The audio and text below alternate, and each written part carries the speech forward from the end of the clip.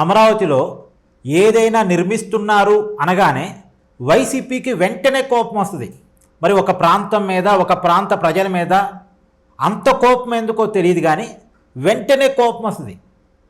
అమరావతిలో నిర్మించే ప్రాజెక్టు మీద ఏదో ఒక విష ప్రచారం చేయడానికి వెంటనే సిద్ధమైపోయింది.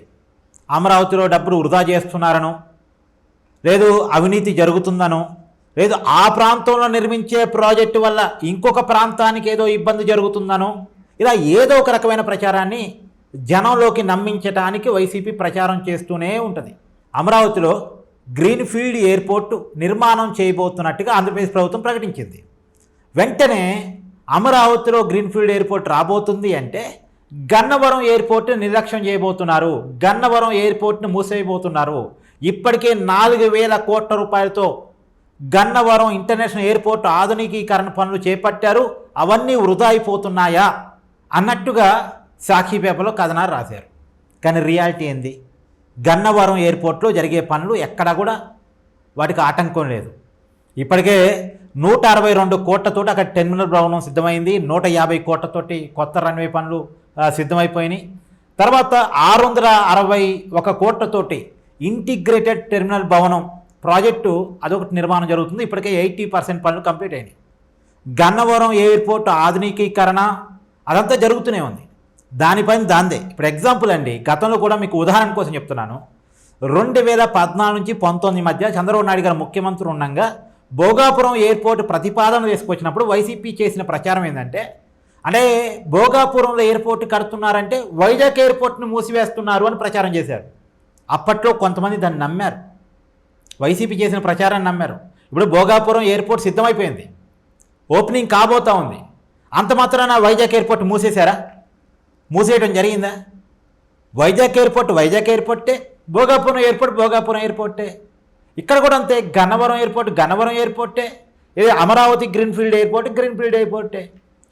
ప్రయాణాన్ని సులభం చేయటం, వేగవంతం చేయటం అనే టార్గెట్ తోటి ఇక అందరూ విమానం ఎక్కడానికి సిద్ధపడుతున్నారు. ఒకప్పుడులాగా కొంతమంది మాత్రమే విమాన ప్రయాణాలు చేస్తున్నారు అన్నది లేదు. కాబట్టి విమాన ప్రయాణాలు పెంచితే ఎంత ట్రాన్స్పోర్ట్ ఈజీ అయితే అక్కడ అంత అభివృద్ధి ఉంటుంది అనే కారణం చేత రాబోయేటువంటి ఒక 50 సంవత్సరాన్ని దృష్టిలో పెట్టుకొని రాబోయే కాలంలో ప్రతి ఒక్కళ్ళు విమాన ప్రయాణాలు వాడతారు. ఒకప్పుడు చూడండి, విమాన ప్రయాణం అంటే అది ఎవరికో సాధ్యమైంది, ఎవరో పెద్ద పెద్ద వాళ్ళు ఎక్కుతారు విమానం అనుకునే కారణం నుంచి మధ్య తరగతి వాళ్ళు కూడా విమానాలు ఎక్కడం స్టార్ట్ చేశారు. ఇప్పుడు సామాన్యులు కూడా విమాన ప్రయాణం చేస్తున్నారు.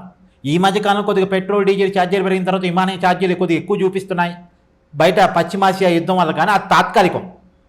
సహజంగా విమాన ఛార్జీలు ఒకప్పుడులాగా లేవు, చాలా ఈజీ అయిపోయినాయి. మనం ట్రైన్ ఎక్కినప్పుడు సెకండ్ ఏసీ ఛార్జీలతోటి విమాన ప్రయాణం చేయొచ్చు.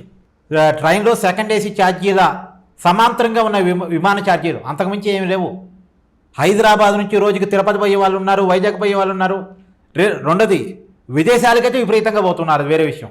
సో డొమెస్టిక్ ఫ్లైట్ బాగా ఎక్కే వాళ్ళు పెరిగారు, అలాగే ఇంటర్నేషనల్గా కూడా ట్రాన్స్పోర్టేషన్ బాగా పెరిగింది. ట్రాన్స్పోర్టేషన్ చాలా సులభతరం అయిపోయింది. హాలిడేస్ ట్రిప్పులు కూడా విదేశాలకు పోయి వస్తున్నారు, ఇంతకుముందు దేశం లోపలే తిరిగేవాళ్ళు.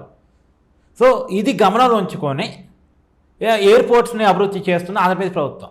గన్నవరం ఎయిర్పోర్ట్ పనులు చేస్తుంది ఆంధ్రప్రదేశ్ ప్రభుత్వం కాదు, జాతీయ విమానాశ్రయాల అథారిటీ ఆ పనులన్నీ నిర్వహిస్తుంది.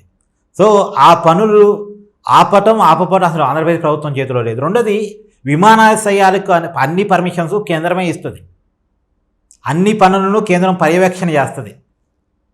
సో కేంద్ర పర్యవేక్షణలోనే ఎక్కడ ఎయిర్పోర్ట్ ఉండాలి అనేటువంటిది. ఎయిర్పోర్ట్ పర్మిషన్ ఇచ్చినప్పుడు కూడా ఇక్కడ ఎయిర్పోర్ట్ ఇవ్వటం వల్ల ప్రయోజనం ఉందా లేదా 1-2 సార్లు చెక్ చేసుకుని అన్ని రకాల పర్మిషన్స్ ఇస్తారు. డెవలప్ చేయాలన్నా అంతే, ఇక్కడ డెవలప్ చేస్తే ఉపయోగం అనుకుంటేనే కేంద్రం చేస్తుంది. అది కేంద్ర క్యాబినెట్లో జరుగుతున్న నిర్ణయాలు. సో దీని మీద వైసీపీ ఏడవటం అంటే అమరావతి మీద ఏడవటానికి ఇది ఒక కారణం. దీనికి ఈ సబ్జెక్ట్ వైసీపీకి అర్థం కాదు. ఇప్పుడు అంతా సిద్ధమైన తర్వాత డెవలప్మెంట్ కనపడుతున్నప్పుడు దీనికి కారణం మేమేం చెప్పుకుంటారు. మళ్ళీ ఇప్పుడు భోగాపురం ఎయిర్పోర్ట్ని వ్యతిరేకించారు, కానీ మళ్ళీ ఇప్పుడు అది కంప్లీట్ అయిన తర్వాత ఇది మా వల్లే, దీంట్లో మా క్రెడిట్ ఉందని వైసీపీ వాళ్ళు ప్రచారం చేసుకుంటున్నారు. అంటే ముందు వ్యతిరేకిస్తారు, కంప్లీట్ అయిన తర్వాత దాంట్లో అభివృద్ధి కనపడుతున్నప్పుడు మళ్ళీ ఇది మా వల్లే అని ప్రచారం చేసుకుంటూ ఉంటారు. అంటే వాళ్ళ ఉద్దేశంలో జనాలు పిచ్చోళ్ళు అని అర్థం. కానీ జనాలు పిచ్చోళ్ళు కాదు, అన్నీ గమనిస్తుంటారు. ఏదో వైసీపీ చేసే ప్రచారం ఒకసారి నమ్మొచ్చు, రెండుసార్లు నమ్మొచ్చు, ప్రతిసారి నమ్ముతారా? సో గన్నవరం ఎయిర్పోర్టే, అమరావతి గ్రీన్ఫీల్డ్ ఎయిర్పోర్టే. దానివల్ల దీనికి ఇబ్బంది ఉండదు, దీనివల్ల దానికి ఇబ్బంది ఉండదు. రాబోయే కాలంలో ప్రయాణాన్ని సులభతరం చేయటం, అందరికీ విమానయాన ప్రయాణాన్ని అందించటం, ఈజీ ట్రాన్స్పోర్టేషన్ వల్ల అభివృద్ధిని అమరావతి వైపుగా లేదా ఆంధ్రప్రదేశ్ వైపుగా ఆకర్షించడం, ఇది ఆంధ్రప్రదేశ్ ప్రభుత్వం పెట్టుకున్నటువంటి టార్గెట్. దీని మీద మీ అభిప్రాయాన్ని కూడా కామెంట్ చేయండి. Thank you.